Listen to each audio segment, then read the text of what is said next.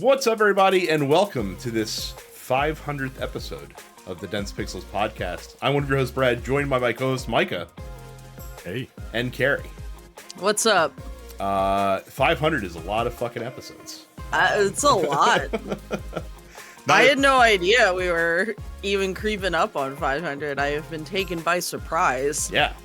Look, I'll just start by a hearty thank you to all of you that are listening and watching us out there, because as much fun as the three of us have talking about video games with one another and the video game industry with one another, it's even more fun knowing that you guys are on the other end listening and laughing and hopefully learning and things like that. So it's like I said, it's just so funny because again, I can very distinctly remember the origin of the show, where Micah was tired of being the only guy on a podcast who wanted to talk about video games.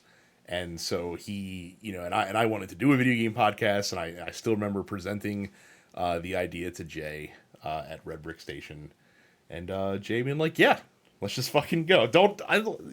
A seminal, a life moment, Micah, a moment to find. Yeah, there's nothing more awkward than talking about video games with someone who is just completely silent and just is like. Like, to his credit, he doesn't try to bullshit you. Bullshit his way through a conversation. But yeah, it was no going. It's like, hey, this game's coming out, and I'm really excited for it. Okay, and which system is this on? The Nintendo station? I don't know. Like, all right.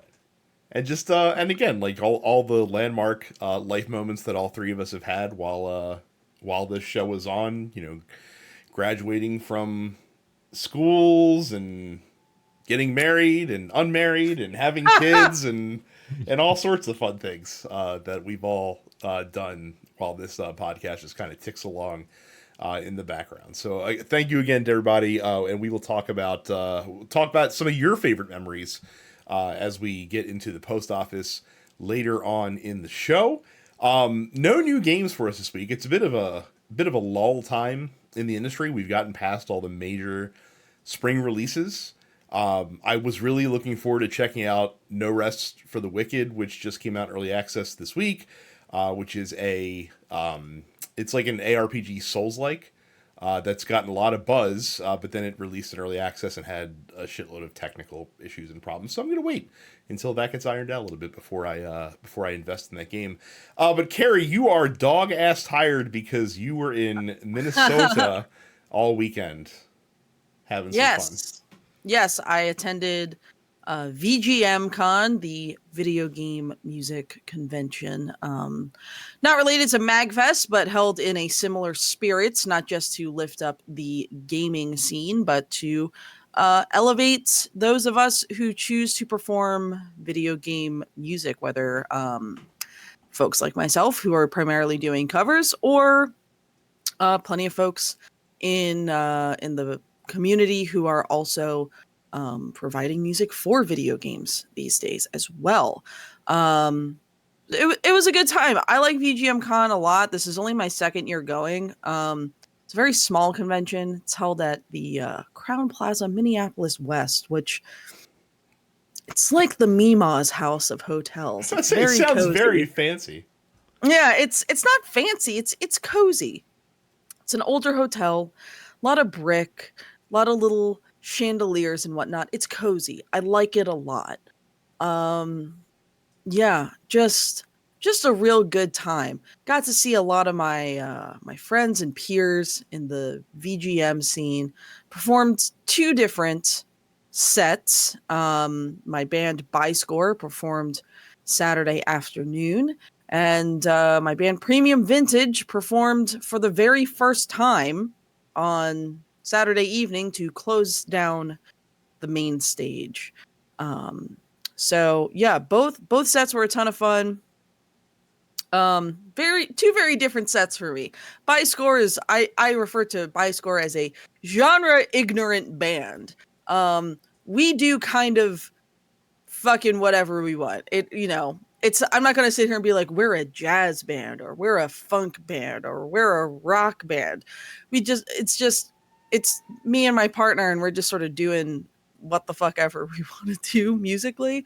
So that means that both Paradise Killer and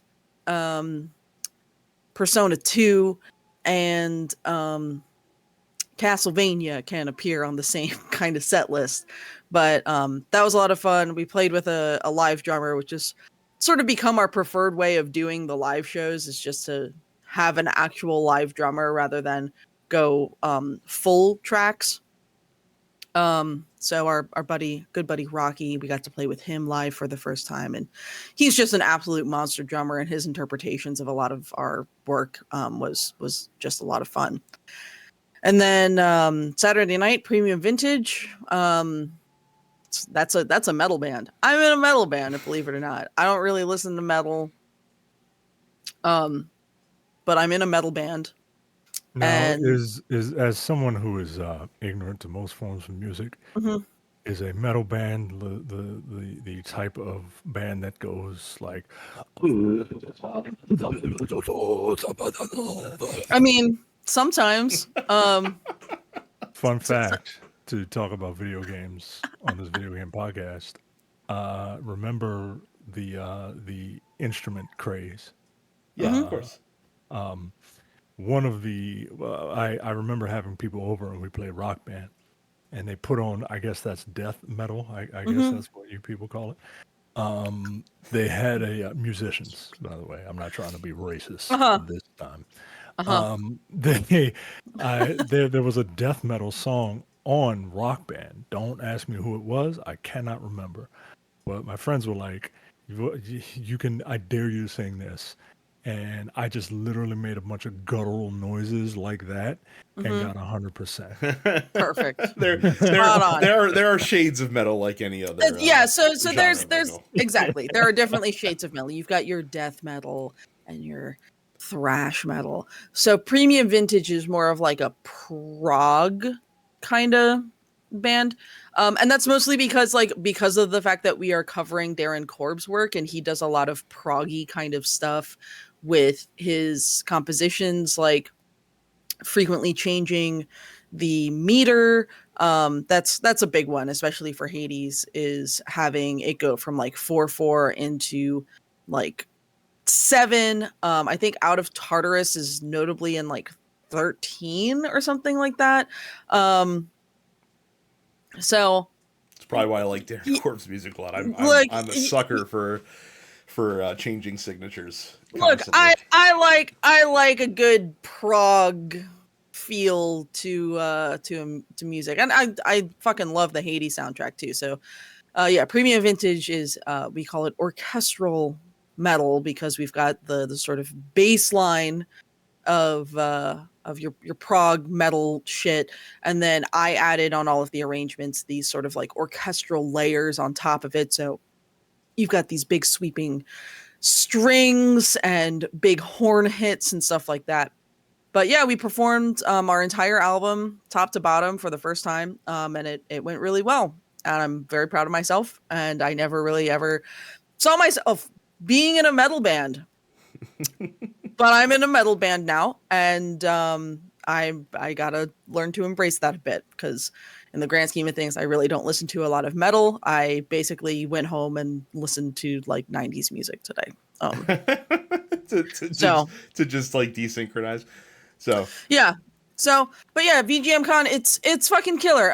It's a really great little con run by really great people. It's very much a by the community for the community kind of event. But you know, if you are an enjoyer of video games or video game music and you happen to live in the Midwest, consider checking it out next year. It's held, I think, in April every year. So it's a lot of fun.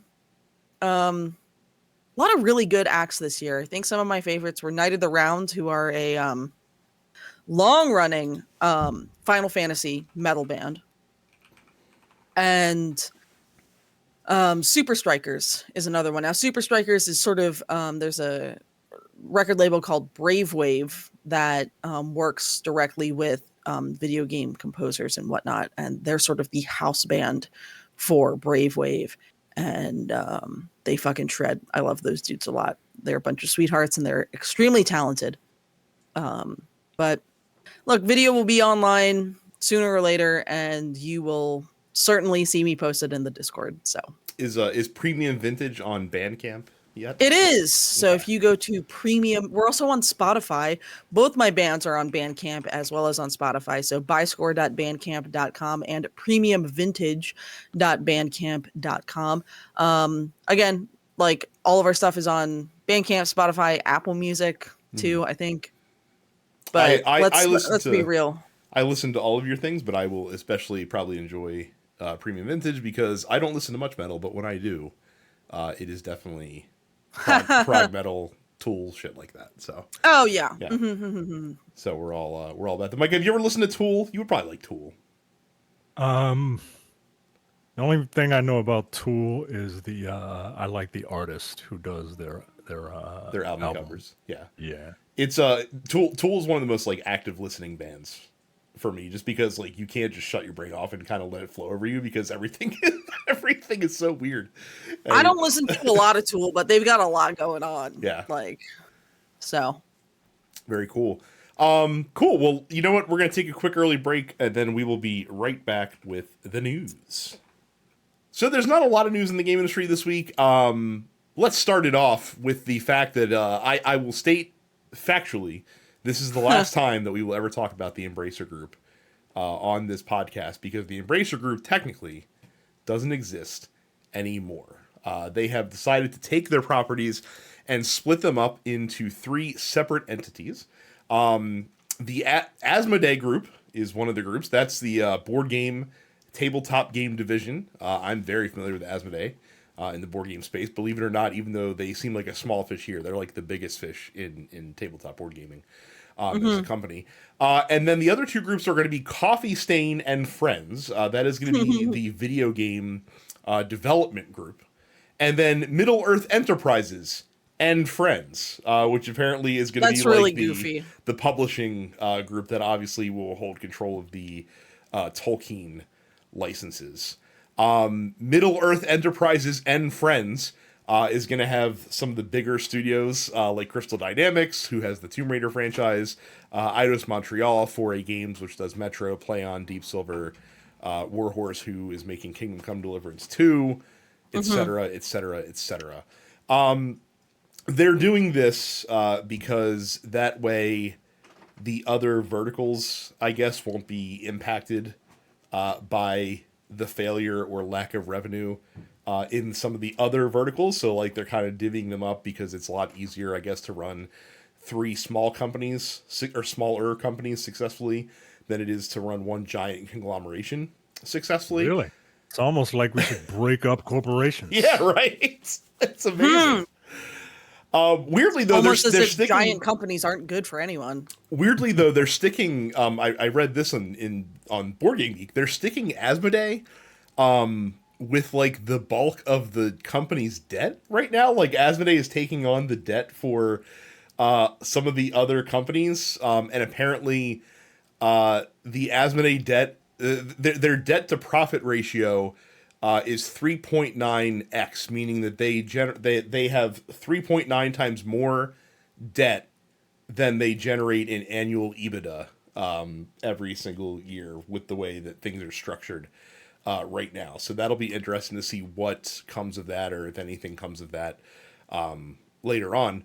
But look, I have to think that this is a good thing. I actually think it's a shrewd move, which is not the thing that you could say about the Embracer Group over the last several months. And Micah, I like your take there. Hey, this is probably what we should be doing in other industries. This is why people are calling for the breakup of mega corporations into smaller ones. Yeah, it just might work. Okay, this is actually pretty interesting. It kind of sucks for the board game company, but I figure, I figure, look, I'm not in the board game space. As interesting as I think it is, I would imagine it's not the best moneymaker.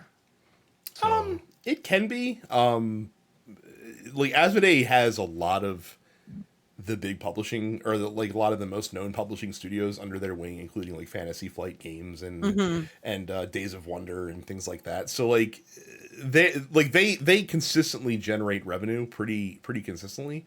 Yeah. Asmodee is kind of too big to fail, if that makes sense. In the board game space, like they have way too much and they generate way too much revenue for even this debt that they're helping take on to really cripple them. But okay, by so they're yeah, they're a big fish in their pond, right? correct. Yes. Yeah. Okay, I gotcha. I gotcha. See, I'm ignorant to all the board game stuff. I mean, you've heard of Ticket to Ride, right? Yes, but I swear to God, I thought that was a video game. Well, it is also they have a digital version of it. You've heard of Catan, right, Micah?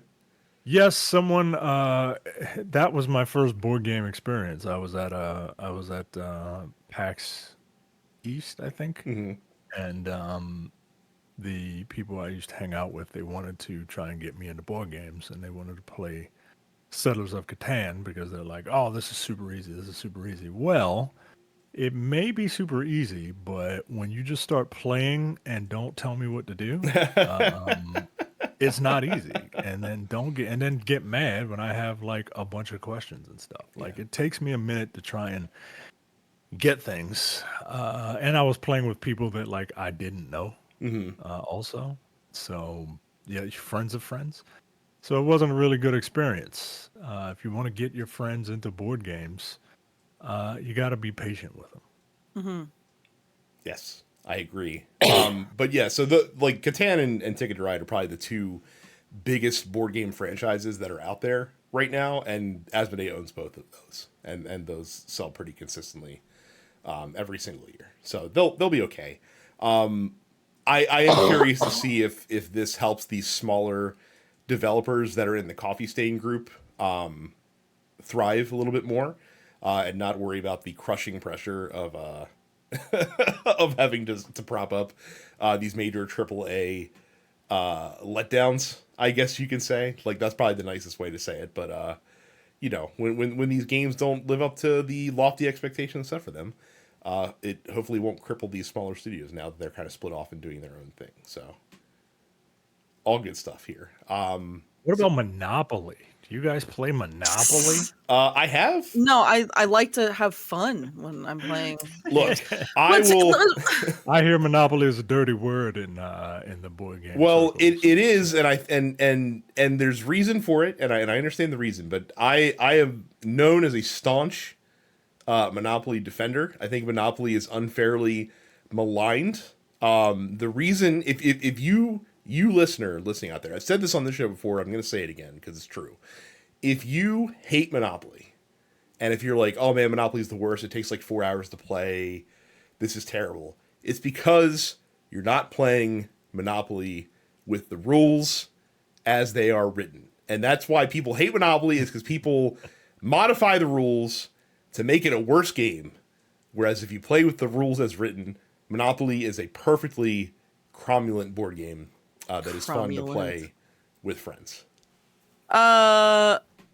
Look, the thing about Monopoly that cracks me up is how, when it was originally conceived, it was created as a way to teach people that monopolies are bad. It was a staunch anti-capitalist game. And yet here we are with a million billion versions of Monopoly. Yeah. The history of Monopoly is one I find very interesting. It is very interesting. But if I'm going to pick a known board game franchise to pick up and play today, I will go with Clue every single time. Clue is good too.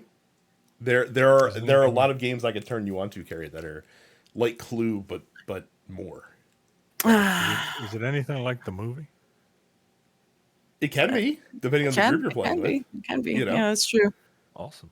So, I would like to say that this is our 500th episode, and it is if you have learned nothing within these 500 episodes, you should know by now what cromulent means, because I've never heard that word before until Brad started using it.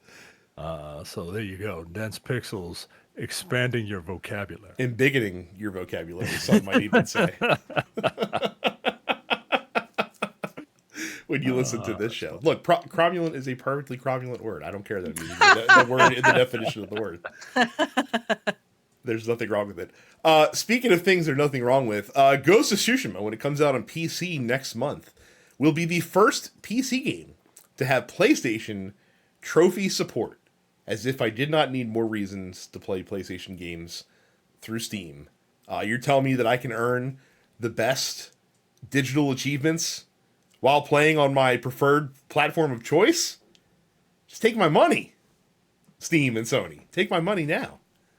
So yes, it will have a there will be a PlayStation overlay alongside the Ghost of Tsushima game when you get it on Steam. It will be available on Windows PCs and be accessible from the in-game menu by pressing the Shift plus F1 shortcut on your keyboard.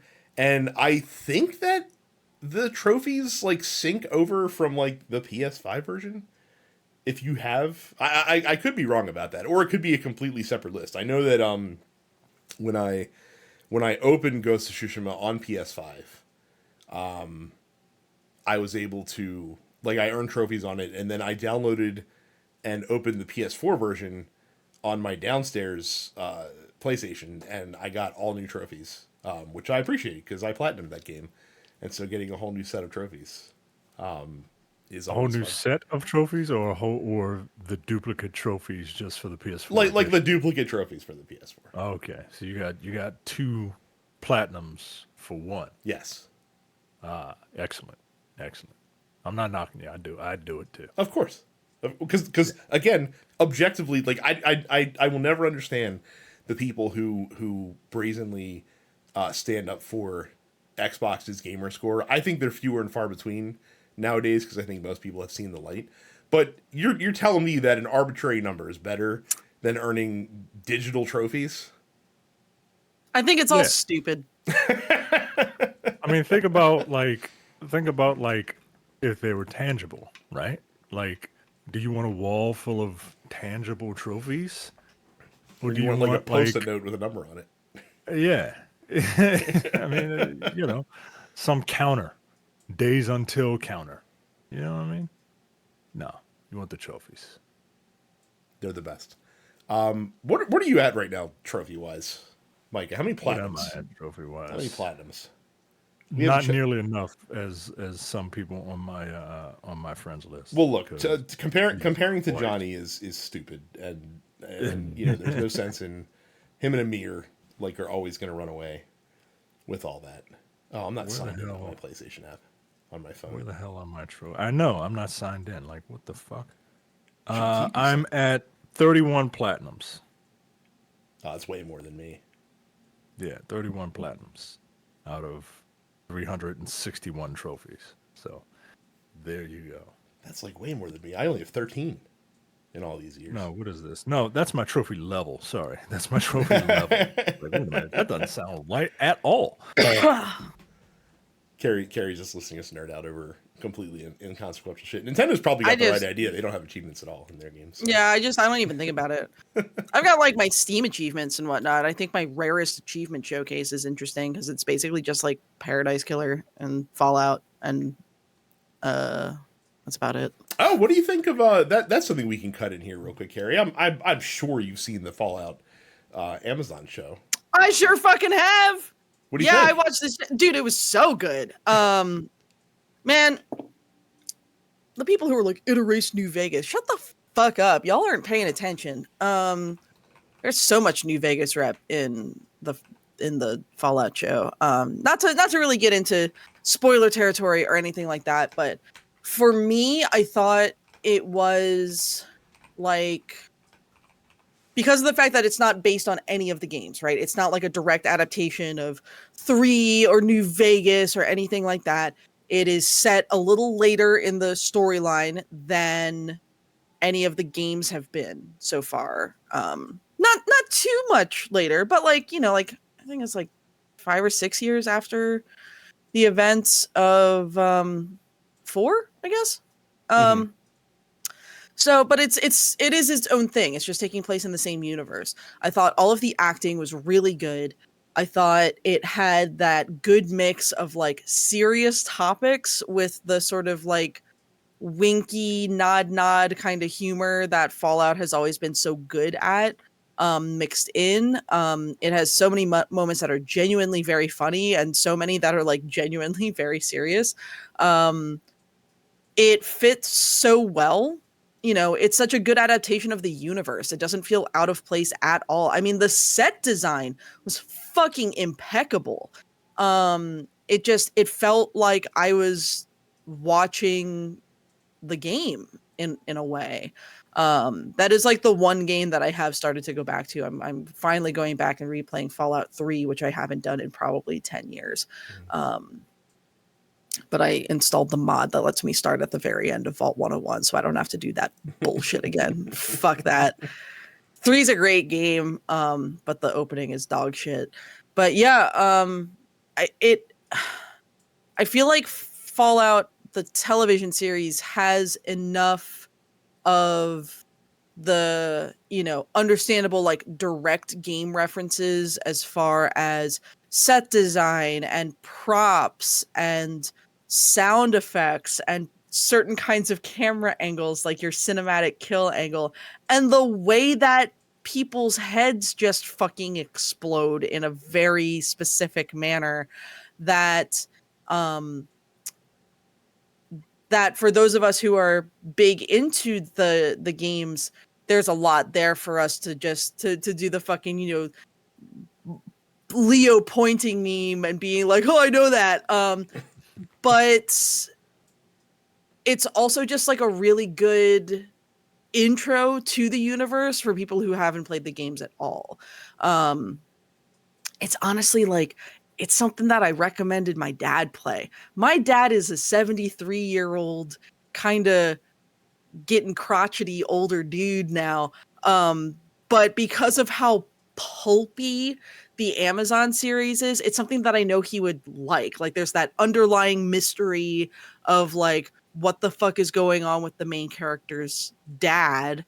But there's just, I don't know, it's really good. It's really good. I like it a lot. It's already been renewed for a second season. Thank fucking God. Mm-hmm. I would have been insane if they didn't fucking renew it. But with how positively it was received and how many people have already streamed it, I thought it was pretty inevitable that they were going to at least do a second season here. So yeah, Fallout good. I think if there's anything that makes me roll my eyes about it, it's the amount of Fallout 1 and 2 purists who have a stick up their ass about the series because they have a stick up their ass about everything that Bethesda has done with the franchise since 2006. Folks, it's been 18 years. It's time to fucking get over it a bit. Yeah, God. So good. So good. I would watch it again, but Plus, instead I'm going to replay didn't Fallout those 3. like I understand losing the universe, and there's a specific allure to the Fallout universe, but didn't those developers of the like the turn-based Fallout games move on to do like other franchises in that same style? Like aren't there a lot of ex Fallout folks that are in exile who does like the Wasteland series and stuff Well, like that? so you've got Interplay, who did the original Fallout game, and they have since done plenty of other things. Um, and then you've got Black Isle Studios, That's what I'm thinking. yeah, Black Isle, which it's essentially still Interplay. They're a subsidiary of Interplay. So they developed Fallout 2. I mean, it's they were supposed to be developing. You'll hear Fallout fans make references to a project called Van Buren, which was what was supposed to be Fallout 3 originally, but ultimately, Black Isle got shut down, and that laid off the entire development team, which canceled the game. And then, they ended up selling the rights or losing the rights. I guess I forget. Did they sell the rights to Fallout? They would have had to have. That's the only way that they ended up with ZeniMax. Yeah, because they did, Fallout 1, 2, and I think Tactics, which nobody liked. But yeah, I don't know. You still have folks who worked on the original Fallout games making extremely mid experiences like the Outer Worlds. Act like I'm fucking wrong, though. Like, I played Outer Worlds. You can go back and listen to, speaking of 500 episodes, you can go back a few years and listen to me talk about playing the Outer Worlds and how much I enjoyed it at the time. But, like, that's a game I played through once, went, that was fun, and had no interest in revisiting. Whereas the Fallout games that Bethesda has put out, I have replayed multiple times. So I don't know. For me, maybe it's different because I didn't play the original couple Fallout games when they came out. They came out when I was very young. So I have no great nostalgia or attachment to these old, wildly difficult PC RPGs. But yeah, I don't know. Like, it's fine. It's not like those people aren't making games, but they're certainly not making games that are of the caliber of the original couple Fallouts either. So the Amazon series and the success that it's had kind of shows you why game companies or why studios are making stuff to try to capture that zeitgeist, because like Fallout 4 had its highest concurrent player counts on Steam ever. Mm-hmm. This past weekend, a game that came out almost 9 years ago now. At this point, well, it is also getting the big next gen update finally after several delays on getting that pushed out. But again, they did it smart, and people are like, oh, like this, like they should have probably had Fallout 5 ready. And it's like, no, like I'm sure they're happy to sell reduced copies of games that probably weren't selling very much at all, and now they're selling thousands and thousands of copies of Fallout 4 and Fallout 76 and New Vegas and stuff like that. 76 is having a boon in player count. Good for 76. Yeah. I have considered reinstalling 76, but instead I'm going to focus on replaying 3 first. And but then like my partner has also expressed interest in picking up 76, and that's something we could do together. So I hear 76 has one of the best communities in the MMO space, because they're so happy that anyone wants to play the game with them, that they're like that they're welcoming of people with open arms whenever anyone shows up. I mean, so I played a good bit of 76, right when it came out. What's my fucking hour count on 76? It's not installed currently. Oh, I don't know. It's not showing how many hours I have. But like, I put at least like 70 or 80 hours into that game after it came out, like a solid amount of time. And I was playing it right when it came out, before all of the updates that made the game a much better experience came out. And the one thing that, yeah, exactly. And the one thing that I really liked about 76 was how cool the community was, right? Especially right when that game came out. I distinctly recall really struggling against one of like the more dangerous like cryptid enemies, because it's set in Appalachia, so of course it's full of cryptids. And I just remember like hearing a dude like come down over the hill and be like, I got you, don't worry about it, and like he helped me fight this thing off before I got my ass beat wholesale. And it's those kind of interactions that I thought made 76 a worthwhile game to play. It's because everybody was like, this place sucks, let's try and help each other through it. So I don't know. I've definitely given more than serious consideration to reinstalling 76. It's more that it's like a really fat fucking game. It's like a 95 gigabyte install right Oh, now. that's nothing. That's absolutely Yeah, nothing. I feel like you're right. nowadays. I do have the space for it. You've I got just the space. It's there. So look forward to Carrie's re-impressions of Fallout 76 okay. for Look, next yeah. week's episode. So, Well, maybe not next week. Let's give it 2 but weeks. soon. Let's take another quick break, and we'll be back with more news and the post office. A duo of Take-Two stories. The first one is an interesting one. I think we talked about this when it was first filed a couple of years ago, that there was a tattoo artist who did work on LeBron James, who was suing Take-Two Games for duplicating their work, essentially, on LeBron James's in-game model in the NBA 2K series of games. Basically, the Jimmy Hayden is the tattoo artist's name, and he was alleging that his copyrights had been infringed by 2K replicating his artwork in the game without paying him royalties. A lot of folks were looking at this case because if they ruled in this tattoo artist's favor, it would have pretty wide-reaching implications across the video game industry, especially when it comes to sports games in general, because game companies have gone out of their way to duplicate player likenesses as accurately as possible, including their notable tattoos that they have. Unfortunately for Jimmy Hayden, a jury ruled against him and ruled that 2K Games has the right to use these tattoos as part of LeBron James's likeness because they are part of his person. And essentially, when Hayden copyrights someone on there or copyrights that art onto somebody's body, he ceases to be ceases to be the copyright holder for that art, essentially. How does that work for? How does that work for? You know, people that put Pepsi logos on their body, like actual like well established copy. Like Shaquille O'Neal has like a Superman shield on his Right. body. I mean there's so many, like, I've got video game tattoos. I have the fucking, like, I have a Master Sword and the Ocarina of Time and all this other shit here.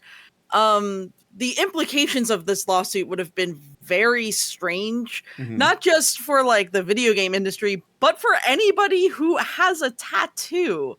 Um it's very, this was a weird lawsuit. This kind of felt like a money grab by the artist more than anything else. It's probably not incorrect, I would say. Yeah, So. it's an interesting situation. I mean, as someone who is heavily tattooed and has been getting tattoos at this point for close to a decade, the way I have always sort of viewed tattoos is like, you know, it's my body that this art is being put on.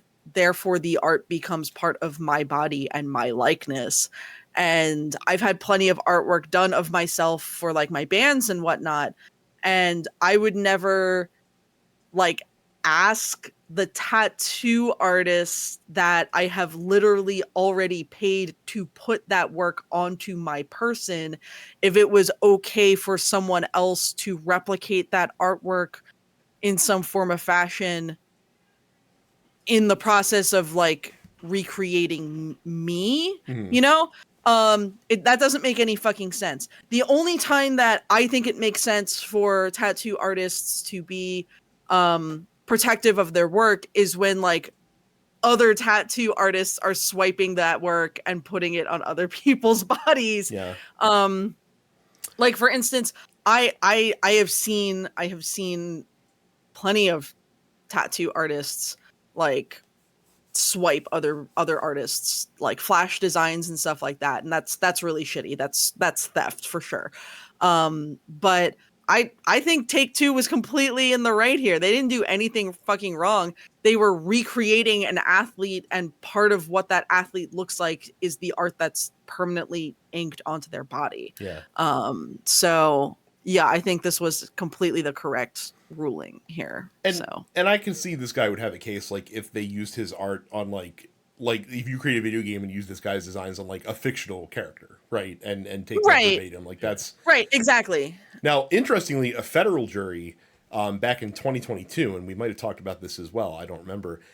Did award for a tattoo artist who and said that 2K didn't have fair use to use Randy Orton's tattoos in a WWE game. Now, the sum that she was paid out was a paltry amount. It's like $3,700. But it is interesting that we have had a jury rule the other way on this. So I feel like that we're not necessarily going to see the end of these kind of suits being brought. As Carrie alluded to, it is a money grab kind of a situation where, you know, you could try to squeeze a buck out of somebody and say that you know it's not legit. But now we have precedents on both sides of the fence here, which I think is an interesting thing to see. So, not all great news though from Take-Two. Take-Two famously, by the way, who just a couple of months ago, Strauss Zelnick, in the wake of all of these game industry layoffs, said that, quote, "We have no current plans to lay off any of our employees." And look, we all took him at his word because, like, you know, 2K is making a shitload of revenue.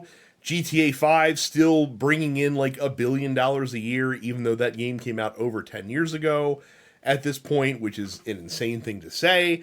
You know, and so we're like, yeah, you know, good guy 2K, I guess, doing, you know, being the pillar of stability inside of a incredibly chaotic industry. We were all idiots to believe that this was true. Again, and what I have to imagine is a just because we can set of layoffs from Take-Two. They laid off 579 people, which accounts for about 5% of their total workforce. They have also announced that they are canceling an unspecified number of game titles that are in development, which is estimated to cost the company between 120 and 140 million dollars. Cool. See, what you don't understand is that in the most pedantic way possible, the word current Yes, was doing a lot of heavy lifting. We are no longer current. In 5 minutes. Right. It's not current. I don't mean to laugh, but again, just the absurdity of the entire thing is just it's just mind-numbingly stupid.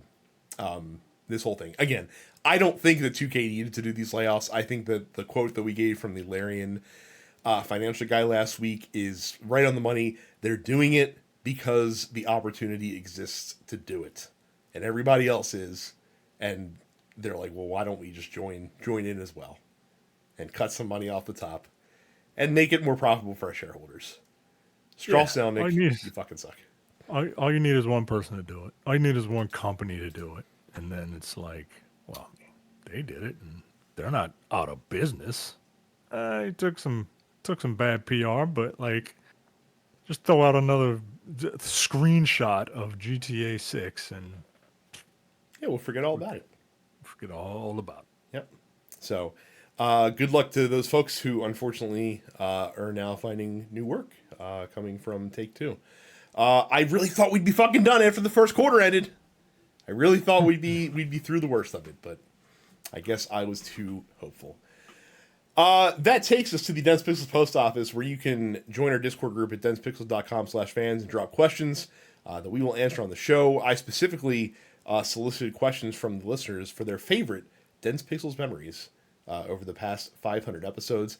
We'll start with Anthony. He says his favorite memory is Micah breaking down Captain America Stars and Stripes from Marvel vs. Capcom. This must have been Anthony early. If Anthony is thinking about what I think he's thinking about, it's not Stars and Stripes, it's Final Justice, which is his level 3. And I pointed out the fact that it's kind of fucked up that this character, who is the physical personification of America, he's literally wearing an American flag on his body. His idea of Final Justice is a savage beatdown with a blunt object in the colors of the United States. It's just kind of funny to me. After all this, I got my level 3. Enough of this. I need to execute final justice, which really sounds eerily similar to another final thing that was trying to eradicate people. And it just seems kind of weird that you, Mr. America, are doing that. First of Yeah. all, that Captain America is not Mr. America. Mr. America was a masked wrestler from early 2000s WWE. That guy would do final justice. Absolutely. To keep his daughter safe. Carrie, you should Google Mr. America WWE and see if you can identify within 5 seconds who's the man under the Mr. America mask. I'll even wait for you to do it live on air. We didn't know who he was. It took us a while to figure it out. Oh my god. All right, hold on. It was Mr. America WWE, excuse yes, me. yes. Yes. Oh, gee, who could it be? It is a mystery. I don't even remember what the whole gimmick was behind that. Like, did he get like fired or something by Vince McMahon, and he had to come back and he had to come back in a fucking shitty luchador mask from Party City. We all had to pretend that we didn't know who it was. This was fucking hysterical. Oh my god. Some new listener, I'm assuming, named Jay says, "Whatever, rookie. TNP hit 600 episodes this week. Is that true? You guys are hitting a milestone as well in the same week?" I will take his word for it. I do not recall, but I will take his word for it. Yeah, we've been doing this for over a decade. We've been doing this for like lucky number 13. Yeah. 13 Oh my years. god. 13 years in like September. And this all started out of spite, folks. This all started out of spite. Jay and I, we used to listen to this guy named Elon James White, and while he may be a nice person, we thought, you know what, we could probably do a better podcast than him. And look at us now. We're still doing it. And for a long time, we didn't want to say his name. I don't know why.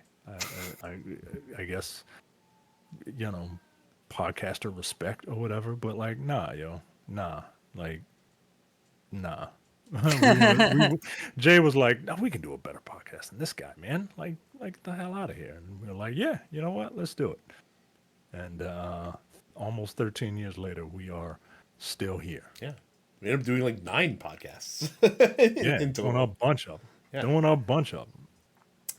Mad Coco G says, favorite memory is, of course, as a fellow former GameStop employee, any story of y'all's time there, especially Terrence wanting to fight just because a massive fight was going on outside of his store. Let me tell you something. Terrence's GameStop stories are the wildest GameStop stories that I think I've heard. Like I had a relatively mundane career at GameStop. My time at GameStop, I always laugh because I worked for the company for 11 years, and half of my good stories came from my first year in management when I managed the gallery, which is where I worked. Fucking gallery, man! Like, Jesus Christ, that store. I don't know. I feel like I have a smattering of wild stories. It's like I watch fights happen. I watched the fucking Louis Vuitton store get hit by a group of very well-planned, organized burglars. I had a instance where a woman died outside of the Govins store. Did I talk about that one? When I don't think so. There was. We'll just talk about it now. Why not? No better time than the present. There was a homeless woman who would frequently sort of hang out at the Govins store off of York Road, and I would see her pretty frequently.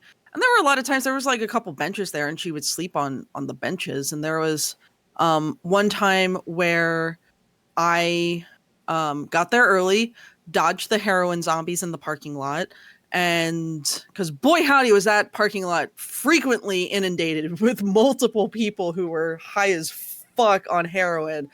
And there was an instance where I got there and she was on the bench, not directly outside of the store, but closer to like where the fucking Sport Clips was in that. So like a couple doors down, there was a bench. And she was seated straight up and her eyes were closed. And I went, oh, okay, well, she's sleeping.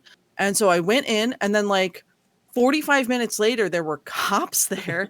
And they came in and they're like, do you know who this woman is? And I was like, I just know she's like a homeless person. And sometimes, you know, she has a tendency to like harass people who are trying to get shopping done and whatnot. And they were like, oh, well, she's dead. And I was like, oh, well, I can't fucking help you. I have no idea what her name was or anything like that. So yeah, there's an instance where a woman died sitting straight up on a bench outside of my GameStop. That GameStop specifically had a lot of wild instances happening around it. Never anything to that GameStop, but things around that GameStop.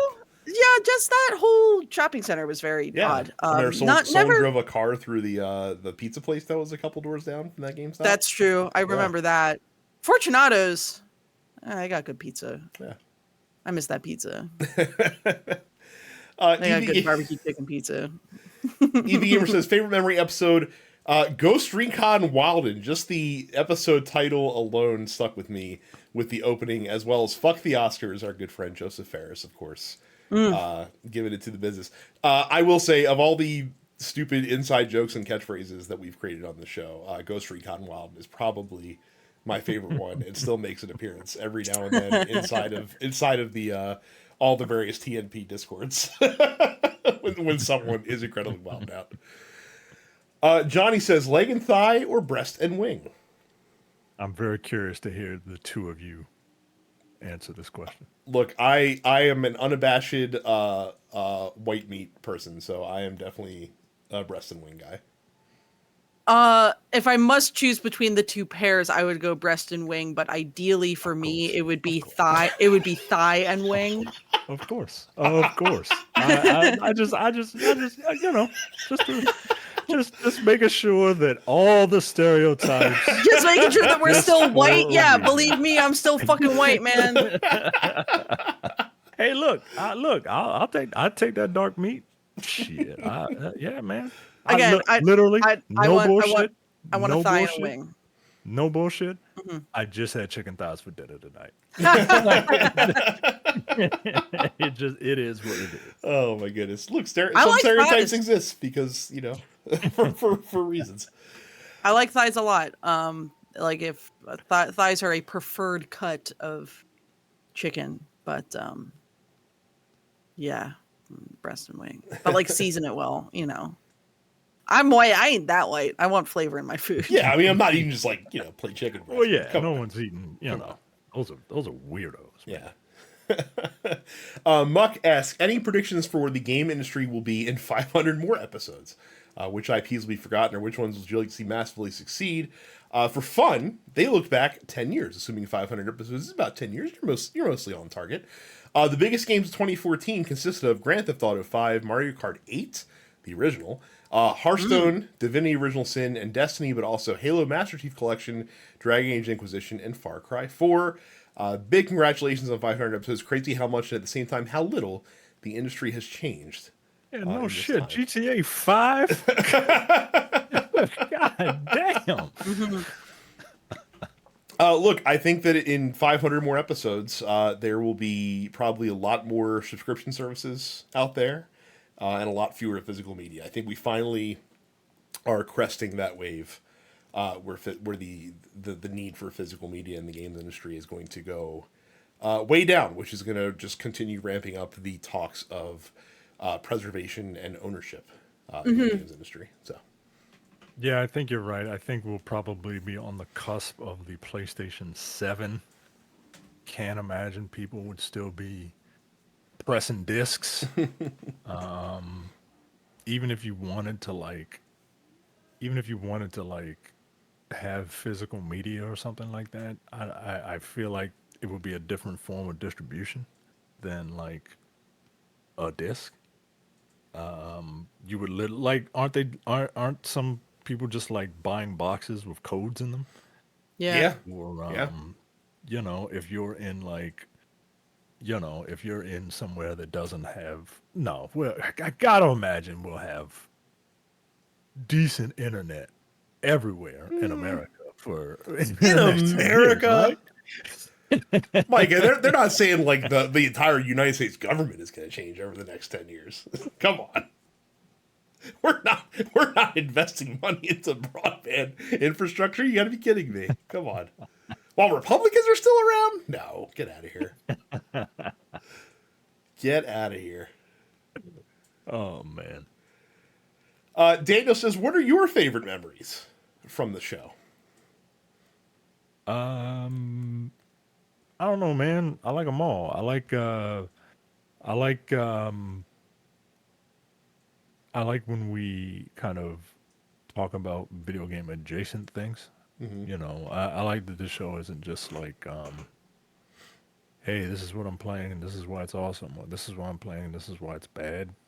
Um, I like that, we incorporate the fact that like there's a running joke that like, get your politics out of my video games, but like, From the very first episode, honestly. right, like you can't escape it. You can't escape it. And I know like people don't necessarily want to hear that. Like I know Stephanie Sterling gets a lot of shit for pointing out that this industry that we all love is shitty.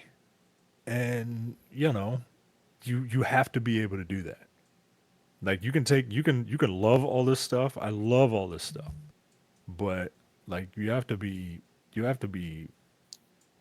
You can't aware just that, be a fucking mindless consumer. yeah, don't be a fucking corporate shill. Don't be a drone, Like you can have your preferences or whatever, whatever you need to tell yourself, but like, don't live and die for these companies, man. Hmm. Like, point out their flaws, celebrate their wins, but point out their flaws. And when you celebrate their wins, don't forget to celebrate the people that are actually doing the work. Hmm. You know what I mean? Not the person that says, "Hey, put this out right now." Even I don't care if you're finished. Like, you know, praise them just short of tipping. I don't need all that Where tipping you where stuff. you where you coming up with that idea out of the blue, out of I, nowhere? I I just remembered, like the guy from last week was like, "Oh yeah, I finished this game and I loved it. Here's an extra $20." Like, no, I'm not doing that. I'm not doing that. I'm buying your game and I'm appreciating it. That's what I'm doing. For me, the I remember the bit that set the tone. I feel like for this whole show, it happened pretty early on where we were covering a story about conservative commentator Glenn Beck aghast at the theming of the original Watch Dogs game because he thought it was teaching children how to spy on people through mobile phones. And I remember Micah did a really funny impression of Glenn Beck. Oh my god, I don't Where even think I where can do where it. is our Superman? Where are the Supermen? Like, oh my god, dude. Jesus And I Christ. We're was like, talking that's about a magic phone, dude. and I was like, that's what this show's gonna fucking be. Like we're just gonna be taking the piss out of a lot. So it was good times. I don't know that I have any specific memories from the show. I think for me, it's like this has, especially since the pandemic, when we are now no longer meeting in person, um, it's it's turned into a really lovely way for me to be able to see you two dork ass idiots every week.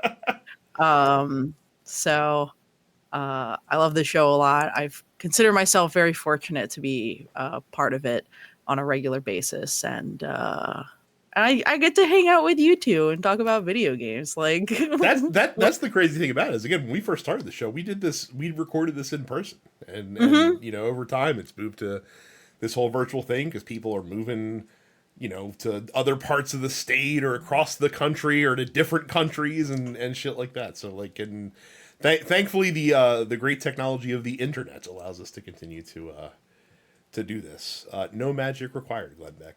It's just all normal shit.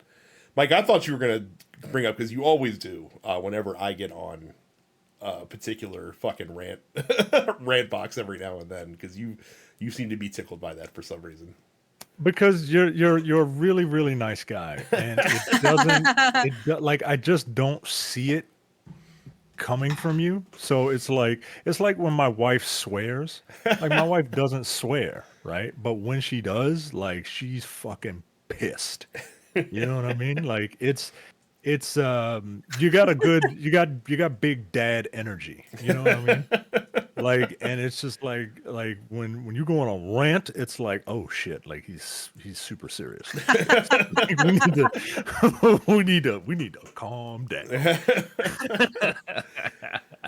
Ricky says, I love how you guys split the gaming stuff from the main podcast, since Jay wasn't a gamer per se, and then Jay does his one and only run-in on episode 165, Situation Room, the episode about the newly revealed Nintendo Switch. Literally just popped in because he understood the gravity of this occasion. Jay has hosted on 2 previous occasions. Yeah, I was going to say, I feel like there was one there's a time where I was second at GameStop conference, and it was before we realized that we could just take a week off. And so Jay stepped in to host the show, and I remember listening to that show, and he was completely out of his depth. And Micah and Terrence had to carry the load, basically, while Jay just kind of, just like a moderator almost, just asking silly questions.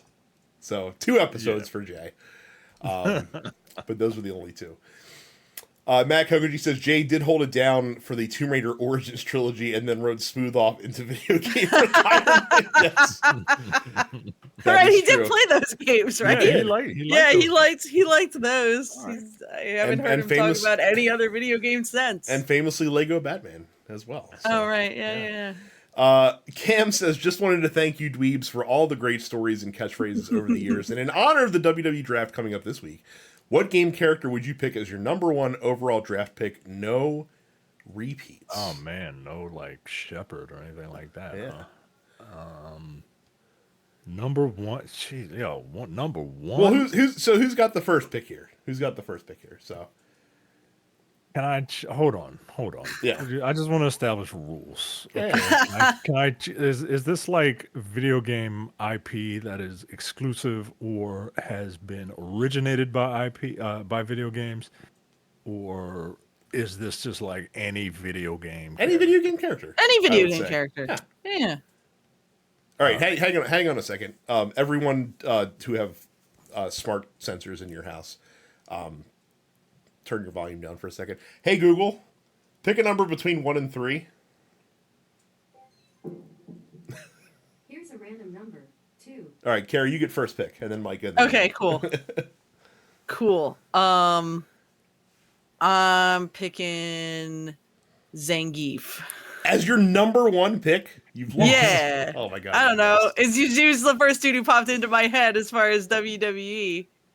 Like for WWE, not for WWE, but just for video games in general. Just for video games, just for video games. For like best video game character of all time. Yeah, like if you're drafting stock in video game characters, who's your number 1 overall pick? Sephiroth. Interesting. Micah, will you take the obvious number 1 off the board so I don't have to? I don't know what the obvious one Really? is. I'm not gonna say Mario because like that guy's not. I would like to revise my pick. I am taking Shadow the Hedgehog. Thank you. I don't know. I'm gonna say. You know what? Women's History Month was last month. I'm gonna say Samus Aran because Samus Aran is awesome and she's badass and she can do she can kill you. She's super limber, right? She can turn into a ball, guys. Like that seems I have no idea. I'm really bad at this. You are both lucky we are not actually doing a video game character route, because I of course am taking Mario. Every single Mario game that comes out is a banger and is fucking massively successful. Yeah, of well, course Mario is the number one overall. okay, Get but out of consider here. this: Shadow the Hedgehog has rocket boots and a gun. So He go fuck does, and yourself. he's about to have a moment. Shadow the Hedgehog. So that's Keanu, man. true. The summer of Shadow is next summer, so we'll see how that looks when we get there. Jamal asked, with us seeing some new innovative games from smaller studios this year, what type of game design pitfalls or choices are you willing to look past the game if the game as a whole sits well with you? Some examples are inadequate servers at launch, unusable button or menu layout, pixel graphics specifically for Micah, etc. I don't mind pixel graphics if they're stylized, right? I don't want like squares fighting each other, right? Like I don't want a collection of obvious Lego bricks fighting each other. But for me, I guess it would be. I mean, I guess I could get over inadequate servers. No, I'm about to buy this game. That's this Metroidvania game. Oh, Tales of Kenzaro Zhao. Yeah, I'm about to buy that, and if it is not if like the level design in that game isn't, I mean that's like the game. So the level design has to be on point. If the acting and the story aren't up to snuff, like stuff like that, I'll kind of give a pass to, because like the actual point of the game is to just go through this maze. And it's not gonna be like $60 like that Prince of Persia one was, or however much it was. Yeah, I'll forgive stuff like that, but that's something very specific for that type of game. I'm willing to overlook technical issues at launch, assuming they get fixed relatively quickly. And look, with a lot of indie games, like they do get fixed quickly. I'm not talking about like AAA games. AAA games are a whole different fucking beast. But like a lot of indie games, when they come out, there might be some non-consistent frame rates and things of that nature. And I'm willing to get past that if the game is good. I might not play it a bunch when it first comes out and wait for those things to get fixed. Might refund the game on Steam before waiting for those things to get fixed. You know what I mean? But I'm willing to look past that and come back to the game if I'm gonna feel it ultimately. Unremappable buttons. If the layout is poor, is an unforgivable offense, and I will not be taking. Yeah, questions especially this time. in this day and age with like accessibility being, the big thing. Yeah. Yeah, unmappable buttons are like you better get out of here. Yeah, I think I have a tendency to overlook general jank if the general jank, sir. If the game is good. Otherwise, I fucking play I'm about to say, Bethesda you play games at you launch. play BGS games all the time. So I play them still now, usually without heavy modding. At least you're not one of those BGS people though who are like, actually the bugs are a feature and not a detriment to the game. No. Sometimes they're very funny. I still fondly remember the times playing New Vegas where I would exit a building and there would just be like a fountain of irradiated mole rats coming out of the ground. I find it funny a lot of the time. I wouldn't say they're a feature, but I do think that on occasion it can be part of like the charm. Yeah, look, I have a tendency to just overlook jank, for sure. John says, from the end of episode 261, I fondly remember Micah and Terrence's message I remember to this. one-star iTunes reviewer Lamont Allard. Fuck you, Lamont. Micah's rant immediately after was also hilarious and somehow included him ranking his top 3 white men. That being number 1, Tom Hanks, number 2, me, and number 3, Jesus Christ. Look, I'm honored to be placed above Jesus. Jesus wasn't white though. That's true, and well, it Jesus depends is on what Middle church. Eastern. It depends on what church. Yeah, it depends on what. That's depends on fair. what That's really Jesus. true. And I remember still being ranked a little upset being ranked below Tom Hanks, though I understand. So I mean, come on, man. Yeah. Hope you all have at least 500 more. And also shout out to the first ever black AEW Men's World Champion Swerve. Look, it's about time AEW finally caught up to WWE when it comes to embracing diversity after we've seen such great black champions in WWE like The Rock and Big E and Cody Rhodes. So congratulations to AEW for finally getting to the top of the mountain there. God damn it. That was just a poppy. That's the only reason. I knew it would. And finally, T-Wash says the console controller debate episode made me really think if PlayStation controllers were actually good. That's why you have to debate these things in a public forum, so that we can have that. That was fun. I do want to do our 32-bit console draft soon, because that should be pretty fun. So. Mm-hmm. That's it. Thank you guys very much for your responses. And that's it for this episode. Again, thank you all very much for watching and listening, and we will see you all the next time. See ya. See ya. You're watching the Dense Pixels YouTube channel. Click the subscribe button while you're here, and make sure you check out our weekly podcast where we discuss the latest gaming news and our impressions on what games we've been playing.